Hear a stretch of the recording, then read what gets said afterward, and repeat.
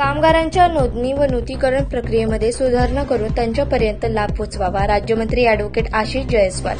नागपूर दिनांक 5 जिल्ह्यातील महाराष्ट्र इमारत व इतर बांधकाम कामगार कल्याणकारी मंडळाअंतर्गत शासनाने कामगारांच्या विकासासाठी दूरदृष्टी ठेवून अनेक विकास योजना हाती घेतल्या आहेत. या योजनेचा लाभ प्रत्येक पात्र कामगारांपर्यंत पोहोचवावा या उद्देशाने कामगारांच्या नोंदणीबाबत अनेक अडचणी असल्याच्या तक्रारी कामगारांकडून केलेल्या आहेत. या तक्रारीची तात्काळ दखल घेऊन ज्या कामगारांना नोंदणीबाबत अडचणी येत आहेत त्यांचे त्यांच्या गाव पातळीवरच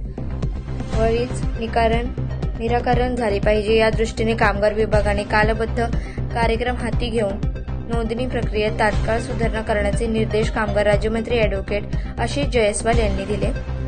नवी भवन येथील सभागृहात आज आयोजित बैठकीत ते बोलत होते. या बैठकीत सहाय्यक कामगार आयुक्त राजदीप दुर्वे, किशोर दहिफळकर व तालुका स्तरावरील अधिकारी उपस्थित होते. सर्वसामान्य कामगार मोठ्या आशेने अर्ज करतात. त्यांच्या हक्काचा असलेल्या योजना त्यांच्यापर्यंत प्रभावीपणे पोहोचल्या पाहिजे.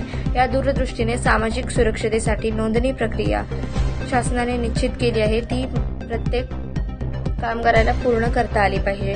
असे झाले तरच त्यांना शैक्षणिक सहाय्य योजना, आरोग्य योजना, आर्थिक सहाय्य योजना यांचा लाभ घेता येईल, असे राज्यमंत्री अॅडव्होकेट जयस्वाल यांनी स्पष्ट करून अधिकाऱ्यांना अधिक दक्षतेने काम करण्यास सांगितले. अजिंक्य महाराष्ट्र न्यूजसोबत प्रतिनिधी सतीश कडू.